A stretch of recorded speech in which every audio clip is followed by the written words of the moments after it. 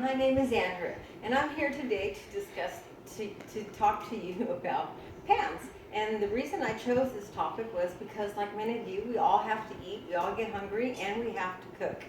And for years when I first got my own place, I was buying Teflon pans, thinking I was doing a good thing and it was easy to cook with and it was fine. But year after year I noticed I had to keep replacing these pans. And after a while I started running the numbers and figuring, why do I have to keep replacing these pans? I took care of them, I did everything properly that I could. But still, after a year and a half or so, I would have to toss them and buy new pans. Finally I ran the numbers and discovered if I lived to be 80 years old, I would end up spending over $7,000 replacing these pans on a year and a half basis.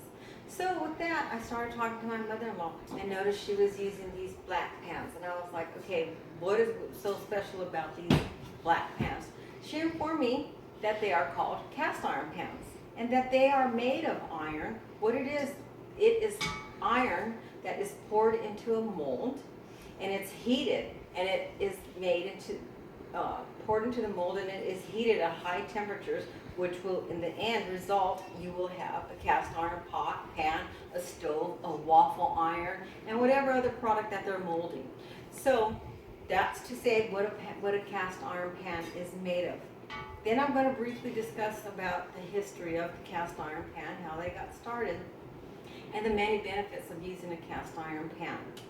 Now, how cast iron was discovered in 513 BC in China. That was the first use. And originally they were in pots. They weren't even in a skillet form at that time. They were big pots. And the reason why they were big pots is because women didn't have stoves. The stoves were not in the home yet. You had to cook in your fireplace or on the hearth. That's where the cooking was done. It wasn't done in the kitchen. It was people had big rooms and they had a big fireplace and big pots. And these big pots were originally started with 3 legs. They weren't, like I said, sitting down on the fire. They were pots. They were not skillets. And then in the 1100s, 1100 AD, the pans ended up in Europe. And after that, they came to the United States in the 1800s. And in the 1700s, the stove was introduced to common usage, which means people were purchasing stoves with stovetops now and able to cook. And so in the 1800s, that's when cast iron really took off and became was mass produced because of the stoves were now able to use, and that's when the skillets now came out. So that's a little brief history about the cast iron pan. Now to discuss some of the benefits, many benefits of cast iron, is because it is made of iron, it gives you tiny amounts of iron are released into your food as you cook with the pan. That's making it a health benefit right there, because a lot of us, especially women, we have a deficiency in iron. And not to say that this is going to prevent you from taking your iron pill if you have to take an iron pill, just saying it's the only pan that provides nutritional benefits because it does release iron into your food each time you cook your food. So remember that when you're cooking.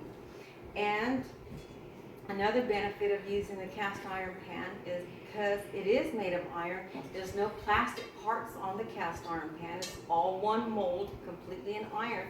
And what this does, it makes it a great heat conductor, which means you can stick it on your stovetop, you can fry your pork chops, your lamb chops, your fish, you can bake some brownies in here, you could bake a pizza, you can take this pan camping, you can stick it in your coals, you can bury it in the coals and cook it if you'd like to do it that way and make a peach cobbler if you like. But whatever you cook in it, it will give it a nice char. It will give it a nice little crust. On myself, on my cornbread, I like a little crust on it, not hard, but just a nice little crust with some melted butter. And this pan can do all that for you. Another benefit is that this pan does not produce toxic. When you're cooking with this pan, you're not going to produce toxic fumes into your air, into your environment, or into your food, which makes it another benefit. And because it can retain heat and it does distribute the heat evenly, you can take it anywhere. You can stick it in your oven once you're done browning your food. You can stick it in the oven. You could stick it on the back sometimes what I do in the summer, my kids like to make spaghetti and meatballs. But it's too hot to cook the meatballs and the sausage in the house. So I take this big pan, stick it on my grill outside, and cook my meatballs and sausage. There's no grease in the house, and the house isn't fighting with the air conditioner. So that's another benefit that I like about this pan, is because I can't cook outside. And another part I just want to let you know is some of the history on this. George Washington's mother thought so much of these pots and pans that she put them in her will and made a special note that she wanted somebody to get her cast iron pans because she thought they were of such value. Cast iron pans are easy to maintain. All you need to do is wash them with a little hot water, dry them completely on top of the stove with a paper towel, put a little oil in them, let them sit on the pan and cool, and you're done. I hope you enjoyed all the information that I've shared with you on cast iron pans. Well, now you know what a cast iron pan is, and the benefits of a cast iron pan, and some of the history. So thank you, and I hope this was informative for you.